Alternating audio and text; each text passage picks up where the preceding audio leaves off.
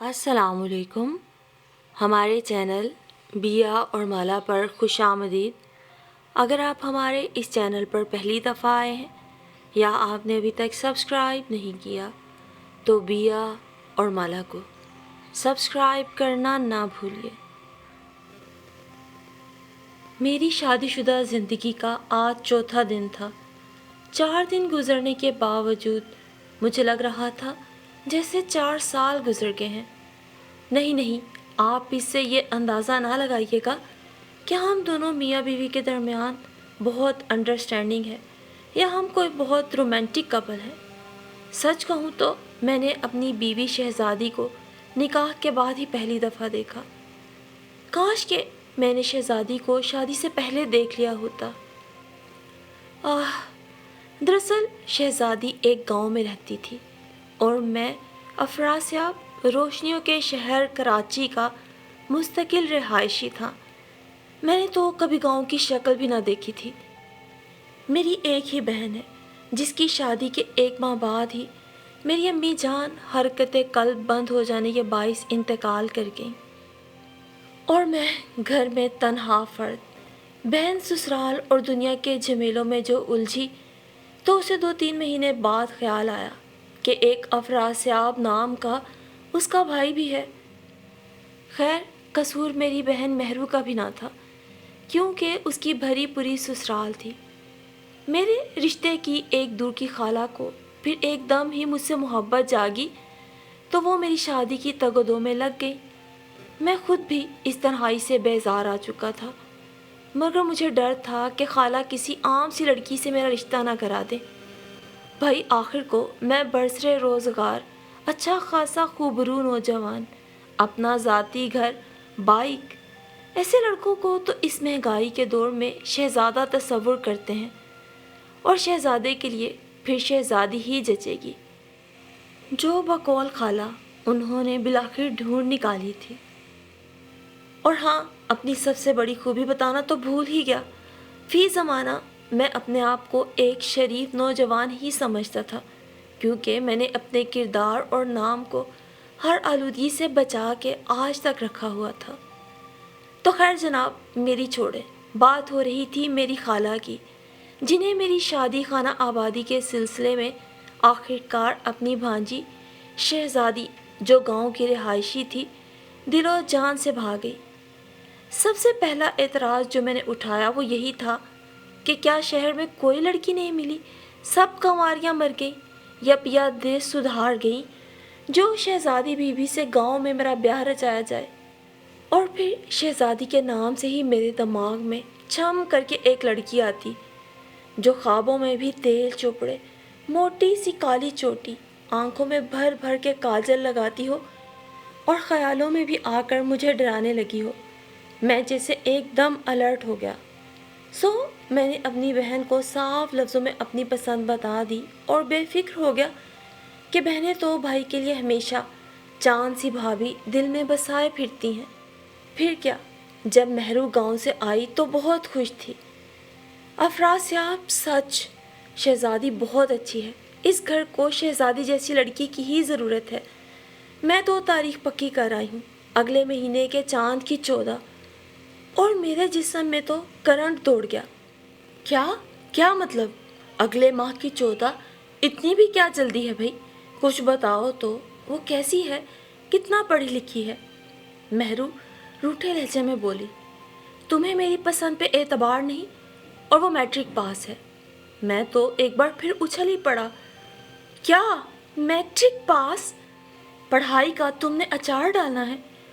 मैं अफसोस से बोला, महरू कम अज़ कम तो बीए होती। खैर, मैं शादी से पहले एक बार उसे देखना चाहता हूँ। महरू और गुस्से में उठ खड़ी हुई। तो फिर शहज़ादी को तो रहने दो, क्योंकि उसके वालिदैन देहात से ताल्लुक़ रखते हैं, फरसूदा ख़यालात के मालिक हैं। वो ऐसी मुलाकात को हरगिज़ भी पसंद नहीं करेंगे और वो तुम्हारे इस तरह मिलने को बेहयाई का नाम देकर रिश्ता ही ख़त्म कर देंगे। और ये रिश्ता ना काफ़ी मुनासिब है।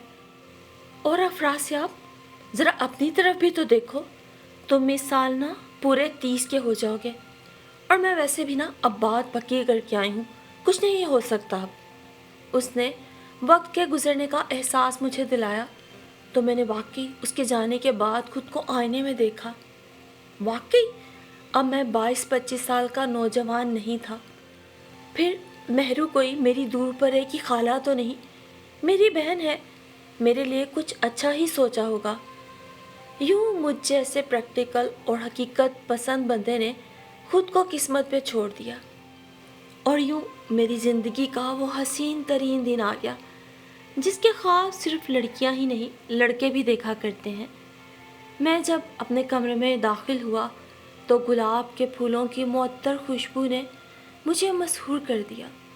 گھونگھٹ میں لپٹا وجود کچھ مزید سمٹ گیا۔ میں جو اس کی ایک جھلک دیکھنے کے لیے بے تاب تھا، مجھے یہ گھونگھٹ کھٹک رہا تھا، مگر مجھے فلمی سین کریٹ کرنے سے بھی نفرت تھی۔ لہٰذا میں نے شہزادی سے کہا کہ وہ اپنا گھونگھٹ خود ہی اٹھا لے۔ اس نے بھی بڑے تابیداری سے گھونگھٹ الٹ دیا۔ ہائے ہائے، میری ماں جائی نے مجھ سے جانے کس جنم کا بدلہ لیا۔ میرے اندر کچھ ٹوٹ کر دور تک بکھرتا چلا گیا۔ ہائے بیچارہ میرا نازک دل، خالہ نے تو کہا تھا خوبصورت ہے۔ کاش میں نے شہزادی کو ایک بار دیکھ لیا ہوتا۔ اس کا رنگ اچھا خاصا سانولا تھا، اس پر خوب پینڈو سا میک اپ، سرخ غرارہ، سب زہر لگ رہا تھا اس پہ۔ میں نے ضبط کی آخری حدوں کو قابو کر کے وہ بریسلٹ جس کے سرخ نگوں سے میرے ارمانوں کا خون چھلک رہا تھا، منہ دکھائی کے طور پہ اسے دیا اور سر درد کا بہانہ بنا کر جلتی آنکھوں پہ ہاتھ رکھے لیٹ گیا۔ اور وہ کتنی ہی دیر تک اس بریسلٹ کو ہاتھ میں تھامے گم سم سی بیٹھی رہی۔ پھر ولیمے کی اگلی صبح مجھے کچن سے پراٹھوں کی خوشبو آتی ہوئی محسوس ہوئی تو میں نے بیڈ کی دوسری جانب دیکھا جو خالی تھا۔ ظاہر ہے مہرو تو مہمانوں کے ساتھ ہی رات میں رخصت ہو گئی تھی۔ خالہ کی طبیعت ٹھیک نہ تھی تو پھر ناشتہ شہزادی نہیں بنانا تھا۔ میں شرمندہ شرمندہ سا کچن کی جانب بڑھا۔ وہ پراٹھے بنانے میں مگن تھی۔ اس کے لمبے سیاہ بال چوٹی کی صورت میں تھے، چہرہ میک اپ سے عاری تھا۔ لٹیں جھوم جھوم کر چہرے پہ آتی تو وہ انہیں جھٹک کر اوپر کرنے کی کوشش کرتی۔ نگاہوں کی تپش محسوس کر کے پلٹی تو میں گھبرا سا گیا۔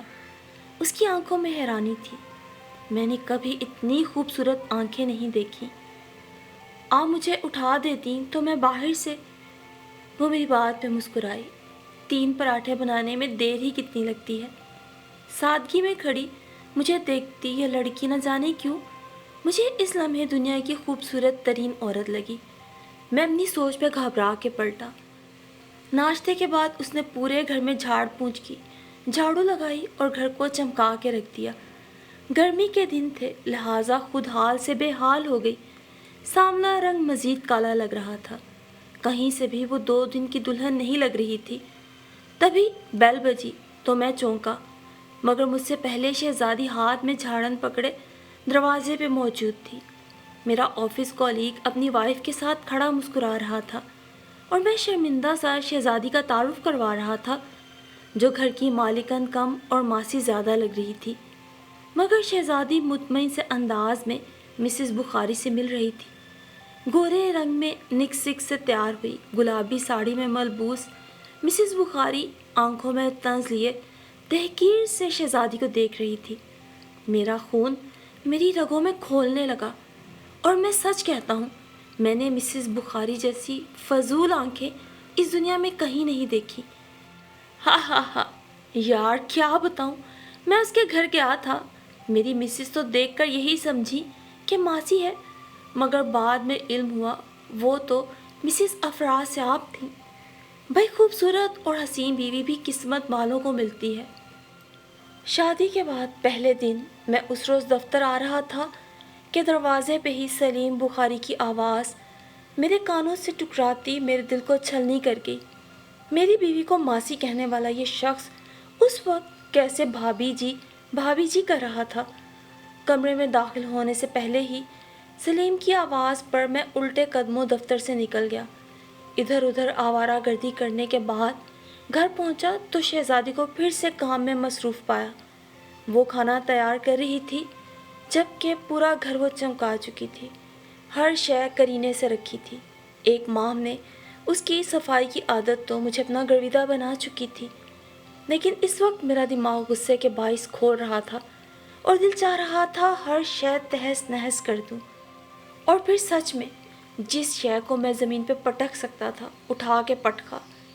شہزادی کمرے کے دروازے پہ حیران پریشان کھڑی تھی، سرخ رنگ کے بھاری کامدار سوٹ میں، دونوں ہاتھوں میں چوڑیاں بھری تھی، ہونٹوں پہ سرخ رنگ کی لپسٹک لگی ہوئی تھی۔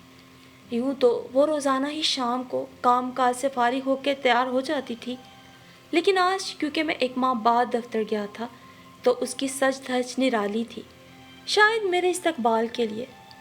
دفع ہو جاؤ، کیوں عذاب بن کر میری زندگی میں آ گئی ہو؟ میں تمہاری شکل نہیں دیکھنا چاہتا۔ شہزادی ضبط کرتی آنسو چھپاتی چیزیں واپس اپنی جگہ پہ رکھنے لگی، ڈریسنگ ٹیبل پہ رکھی چیزوں کو ترتیب دے رہی تھی وہ۔ میرا دل چاہ رہا تھا میں اس پہ اپنی نفرت اور ناپسندیدگی کا اظہار کروں تاکہ وہ خود ہی مجھے چھوڑ کے چلی جائے۔ میں اس کے پیچھے جا کھڑا ہوا۔ تم نے خود کو غور سے دیکھا ہے شہزادی بیگم؟ کیا تم میرے قابل تھی افراسیاب ملک کے؟ تم جیسی پینڈو گنوار۔ اس نے پھٹی پھٹی آنکھوں سے میری طرف دیکھا، سر جھکا لیا۔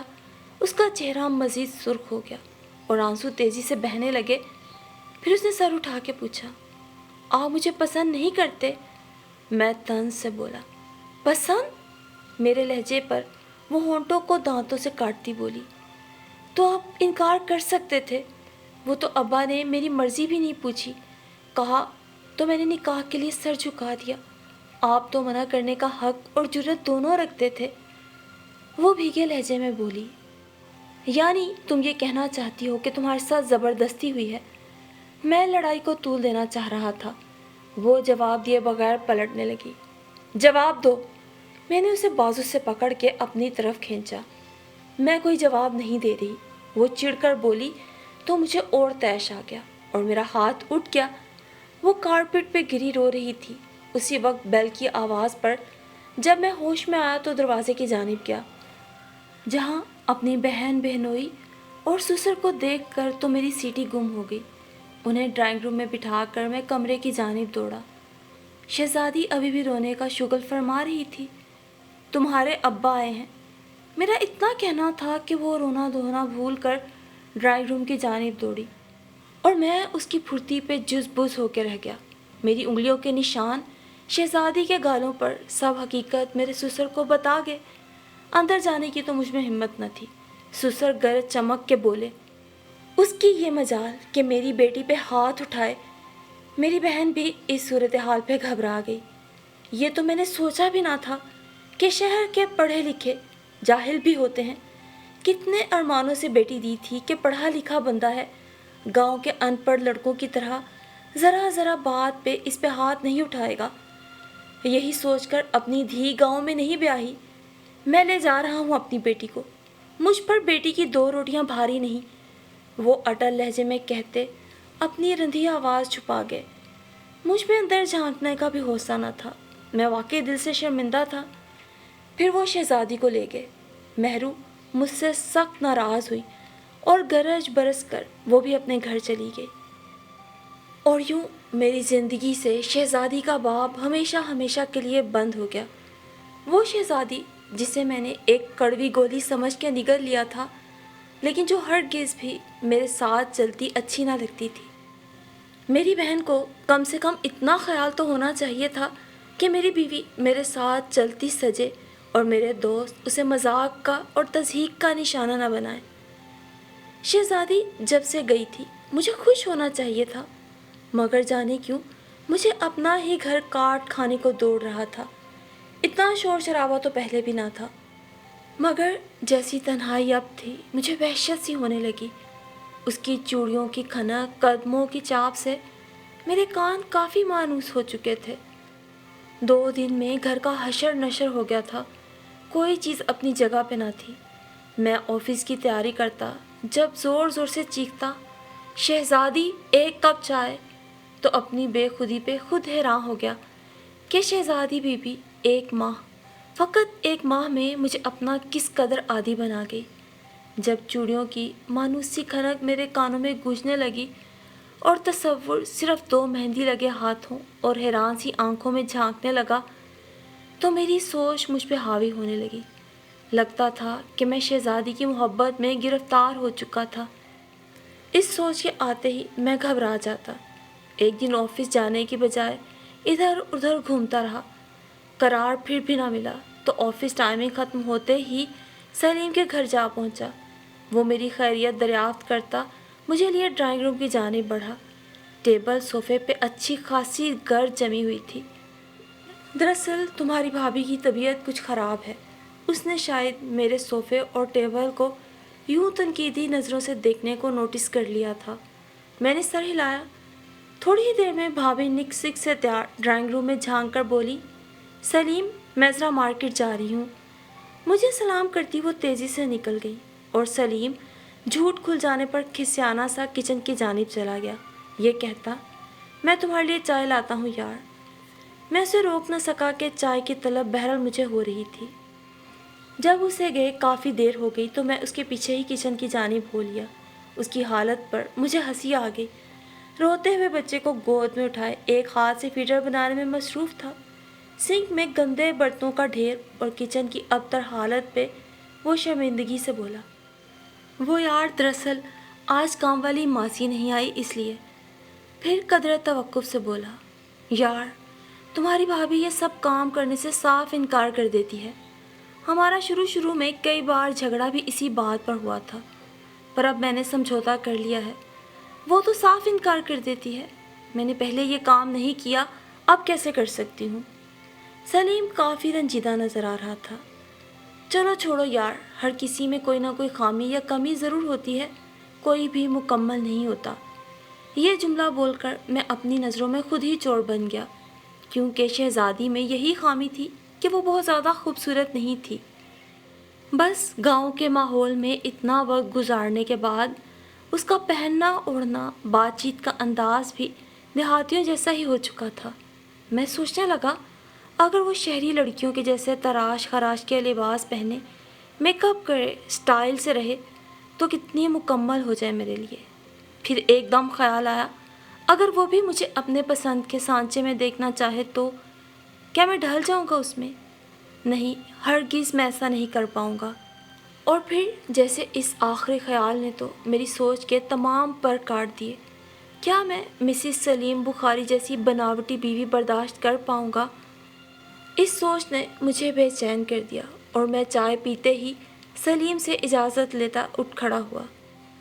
ساری رات میں نے بے چینی سے کروٹیں بدلتے گزاری۔ اگلے دن میں نائٹ کوچ میں سوار گاؤں کی جانب چل پڑا۔ جب گاؤں پہنچا تو صبح کے اجالے پھیل چکے تھے۔ ہرے بھرے کھیت، درخت، ہر شے نکھری نکھری لگ رہی تھی، اور اس کی وجہ میرے دل کا موسم تھا۔ میں مسرور سا کبھی سیٹی بجاتا اور کبھی گنگنانے لگتا۔ گاؤں کے چھوٹے چھوٹے گھروں سے آتی پراٹھوں کی خوشبو نے میری بھی بھوک جگا دی۔ شہزادی کے گھر کے دروازے پہ میں کھڑا دروازہ بجانے کے بارے میں سوچ ہی رہا تھا، میرے ہاتھ ہوا میں ہی معلق رہ گئے اور اندر سے آتی آوازوں نے مجھے گہرے پاتال میں گرا دیا۔ سارے پنڈ کے لوگ میرا مذاق اڑاتے ہیں کہ بڑی بیاہی تھی شہر میں بیٹی، اگلے ہی دن گھر آ بیٹھی۔ میرا تو کسی کام میں دل نہیں لگتا۔ تو تمہیں کس نے کہا تھا بیٹی کو لے کے چلے آؤ؟ ارے لڑائیاں جھگڑے کہاں نہیں ہوتے۔ روتے روتے میری سانس ایک دم پھٹ پڑی۔ تو تم نے کون سا بیٹی کی تربیت اچھی کی ہے؟ ارے اگر وہ غصے میں تھا تو آگے سے چپ رہتی، نہ زبان چلاتی، کیا ضرورت تھی؟ میں ان کے اس بیان پہ حیران رہ گیا کہ شہزادی بیچاری نے تو میرے سامنے اف تک نہیں کی تھی۔ بالآخر میں نے دروازہ بجایا۔ دروازے پہ شہزادی کھڑی تھی، چہرہ میک اپ سے آری، سوجی ہوئی آنکھیں، دکھ کی اذیت ان دونوں آنکھوں سے عیاں تھی۔ وہ شاید والدین کی گفتگو سنتی رو رہی تھی۔ مجھے دیکھتے ہی خوشی سے چیخی، ابا، اماں، اور مجھے راستہ دے کر اندر دوڑ پڑی۔ بڑے آنگن میں کرسی پر بیٹھے میرے سسر مجھے دیکھتے ہی بڑی خوشی سے اٹھے تھے۔ اب سسر اور ساس مجھ پہ واری صدقے جا رہے تھے اور میں حقیقتاً ان سے معافی مانگ رہا تھا۔ اور زندگی میں یہ کام تو مجھے بہت مشکل لگتا تھا، غلطی ہو یا نہ ہو معافی مانگنے کا، مگر اس کام کے ہوتے ہی جو سکون، جو راحت ملتی ہے وہ لفظوں میں بیان نہیں کی جا سکتی۔ میں معافی مانگ کر خود کو بہت ہلکا پھلکا محسوس کر رہا تھا۔ میرے سسر کچھ ضروری اشیاء لینے چل دیے۔ میری نگاہیں بار بار پراٹھے بناتی شہزادی میں اٹک رہی تھی، جو سادہ حلیے میں چہرے پہ آتی لٹوں کو بار بار اوپر کرتی، ساتھ ساتھ آنسو بھی پہنچ رہی تھی۔ احساس شرمندگی اور احساس جرم میری روح کو کچوکے لگا رہا تھا۔ میری ساس دیوار سے جھانکتی پڑوسن کو اپنے داماد کے آنے کا بتا رہی تھی۔ تھوڑی دیر میں وہ خود بھی برقع سنبھال کر پڑوسن کی طرف چل دی۔ شہزادی نے میرے سامنے دھری چھوٹی سی میز پہ گرم گرم پراٹھے اور مرغی کا سالن رکھا۔ شروع کریں، میں لسی لاتی ہوں۔ وہ مجھ سے بالکل ناراض نہیں لگ رہی تھی۔ وہ پلٹی تو میں نے اس کا ہاتھ تھام لیا۔ مجھے معاف کر دو اور گھر چلو۔ وہ آنسو روکتی، ضبط کرتی، فقط اتنا ہی کہہ پائی، جی۔ اس کی کلائیاں چوڑیوں کے بنا بہت سونی لگ رہی تھیں۔ سادہ سے حلیے میں بھی وہ میرے دل کو بہت اچھی لگی۔ میں نے اس کے دونوں ہاتھ تھام لیے۔ تم نے چوڑیاں کیوں نہیں پہنی؟ آپ کے بنا مجھ پہ ہار سنگھار کیا جچتا؟ اور وہ گھبرا کے بولی، ابا نہ دیکھ لیں، میرے ہاتھ تو چھوڑ دینا۔ میں نے اس کی گھبراہٹ پہ لطف لیتے ہوئے ہاتھ مضبوطی سے پکڑ لیے۔ اس کی پلکیں بار بار اٹھتی اور جھک جاتی اور میں بے خودی کے عالم میں اس کھیل کو دیکھتا رہا۔ کاش یہ پل یہیں رک جائے۔ میری سحر میں ڈوبی آواز پر وہ سرخ پڑ گئی۔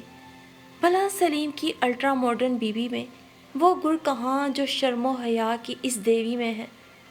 دروازے کے کھٹکے پر وہ شرما کر اندر بھاگی اور میں کھسیا کر جلدی جلدی پراٹھے کے نوالے بنا کر منہ میں رکھنے لگا۔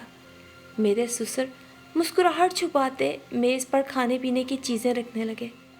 اگلے دن میری ساس محلے میں میرے آنے کی خوشی میں قرآن خوانی کی دعوت دینے چل دی تو سسر اپنے دوستوں کو میرے آنے کی اطلاع دینے۔ شہزادی گھر کے کام نمٹانے میں مصروف تھی اور میں چارپائی پہ بیٹھا سوچ رہا تھا کہ مکمل تو کوئی بھی نہیں ہوتا، ہر کسی میں کوئی نہ کوئی خامی تو ہوتی ہے۔ صرف اللہ اور رسول صلی اللہ علیہ وآلہ وسلم کی ذات ہی اکمل ہے، کامل ہے۔ ہم تو اس کے خطا کار بندے ہیں جن میں بے شمار خامیاں ہیں۔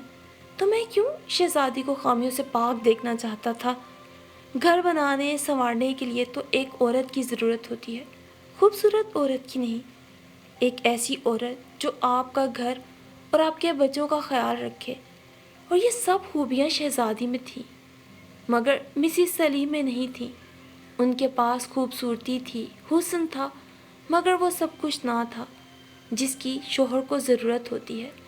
شہزادی کے پاس البتہ وہ سب تھا جس کی ایک شوہر کو ضرورت ہوتی ہے۔ بلا شبہ وہ ایسی عورت تھی جو ایک عام سے گھر کو جنت کا نمونہ بنا سکتی تھی۔ ہاں، یہ الگ بات کہ وہ حسن کی دیوی نہ تھی۔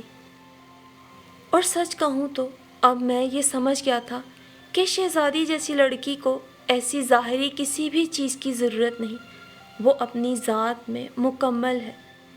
اور تبھی میں نے خود سے عہد کیا کہ چاہے جو بھی ہو میں اسے مکمل تحفظ، محبت اور احترام دوں گا، اس کے جذبات کا خیال رکھوں گا۔ تبھی چوڑیوں کی کھنک پر میں نے چونک کر آنکھیں کھولی۔ وہ مجھے سوتا سمجھ کر پلٹ رہی تھی۔ شہزادی، میرے آواز دینے پہ وہ پلٹی اور میں اٹھ بیٹھا۔ وہ بھی چارپائی پہ آ بیٹھی۔ میں نے اس کے چوڑیوں بھرے ہاتھوں کو اپنے ہاتھوں میں لے کر لبوں سے لگایا تو وہ جھجک کر پرے ہٹی۔ میں ہنستے ہوئے بولا، شہزادی، ہم اپنی زندگی نئے سرے سے شروع کریں گے، ایک محبت و احترام سے بنے گھر کی بنیاد رکھیں گے جو جنت جیسا ہو، بالکل جنت جیسا، ایک محبت کی خوشبو سے بسا آشیانہ۔ کہو، میرا ساتھ دو گی؟ اس نے مسکرا کر ہولے سے سر ہلایا۔ اور اس لمحے جب ہم دونوں اپنے آشیانے، اپنے جنت جیسے گھر کے تصور کے سحر میں جکڑ گئے تھے، میں نے دل ہی دل میں اپنے آپ سے پکا عہد کیا اور اللہ سے ثابت قدمی کی دعا بھی مانگی کہ اب زندگی بھر میں اپنی اس شہزادی کو ملکہ بنا کے رکھوں گا۔